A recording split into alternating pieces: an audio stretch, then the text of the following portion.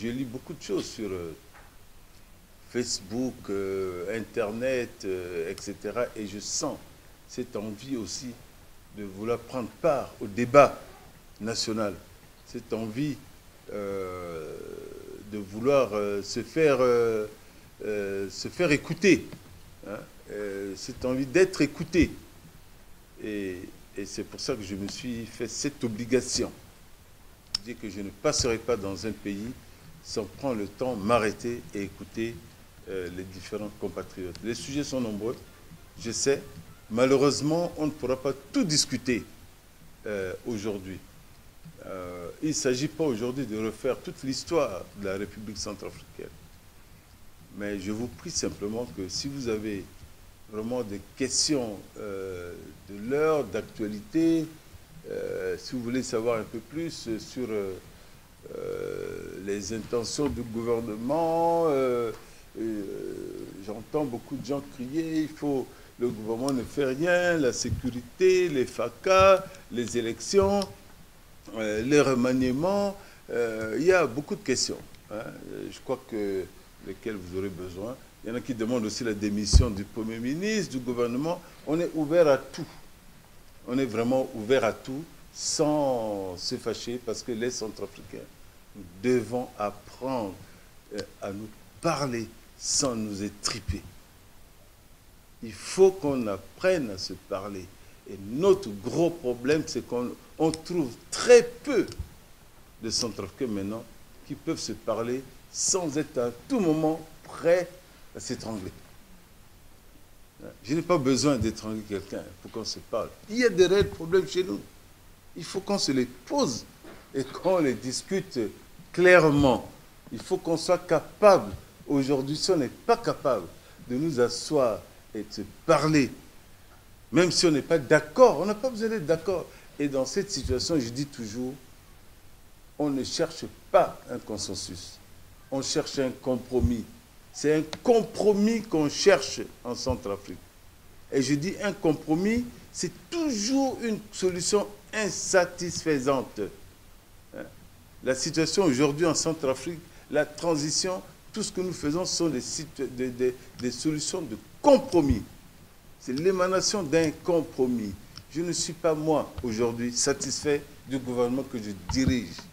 Je ne suis pas satisfait des règles que je suis venu trouver de la transition. Je ne suis pas satisfait de tout ça, en ma qualité de Premier ministre. Mais est-ce qu'aujourd'hui, on est dans une situation où on a besoin de rechercher une satisfaction totale, où moi, Premier ministre, j'ai besoin d'imposer ma satisfaction? Non. J'ai besoin d'accepter une plateforme minimale qui rassemble les gens. Et c'est ça le compromis. Et les règles que nous avons aujourd'hui, c'est ce que les forces vives de la nation, la communauté sous-régionale, CEMAC, CEAC, la communauté internationale, l'Union africaine, les Nations unies, l'Union européenne, tout le monde s'est mis d'accord là-dessus pour que on adopte les règles actuelles de la transition et que ce soit sur cette base-là qu'on va essayer de sortir le pays de la crise. Et on n'a pas besoin d'avoir une satisfaction totale, ni de consensus. On n'a pas besoin de dire j'étais d'accord, mais. Hein? Oui, c'est bien, on était tous là, mais. Si on continue comme ça, on n'avancera pas. La RCA a besoin d'un moratoire d'au moins 10 ans de ces mais. On a besoin d'un moratoire d'au moins 10 ans de coups de feu. On a besoin d'un moratoire d'au moins 10 ans si on veut se parler et reconstruire notre pays. La blessure a été trop profonde. Trop profonde. Quand on m'a demandé d'occuper cette fonction en fin février dernier, j'ai trouvé un pays meurtri, un pays détruit, à terre, totalement. Un pays à rebâtir totalement. des fonctionnaires dans un état de désœuvrement total, un état néant, une police, une gendarmerie, une armée inexistante, volatilisée, des militaires et des gendarmes meurtris, malmenés. Je ne voudrais pas trop m'étendre sur ce qu'était notre pays au moment où nous, on l'a trouvé. Et aujourd'hui, ce qu'il nous faut, comme un Irlandais est venu le dire à Bangui récemment, ils ont fait 8 siècles de guerre en Irlande entre catholiques et protestants. Jusqu'au jour où à peine 8 ou 10 personnes ont pris le courage à deux mains pour dire « ça suffit, ça suffit ». Et ceux-là, on les a déclarés les braves de la nation. Et il n'y a que, c'est bien beau de crier fort, d'insulter, de faire tout ce qu'on veut, de tirer des coups de feu, de tuer le maximum de gens pour montrer qu'on est fort, qu'on est ceci, qu'on est ça. Mais la bravoure, les vrais braves, ce sont ceux qui sont capables, au lieu de terroriser des enfants, des vieilles personnes, des femmes enceintes, d'éventrer X ou Y, de couper la tête et de jouer avec comme du ballon. Les vrais braves, ce sont ceux qui à un moment donné se disent « ça suffit, on arrête, on arrête ». Et ce sont ces braves-là qu'il nous faut aujourd'hui en République centrafricaine.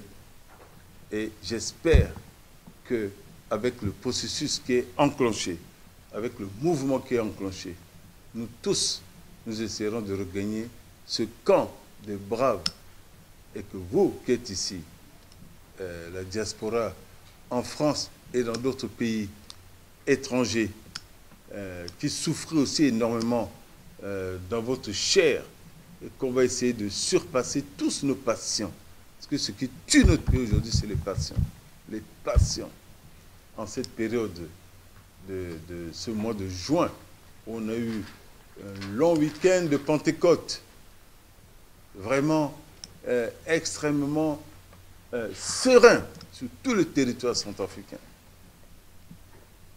où on entre également dans une période de Ramadan à partir d'aujourd'hui,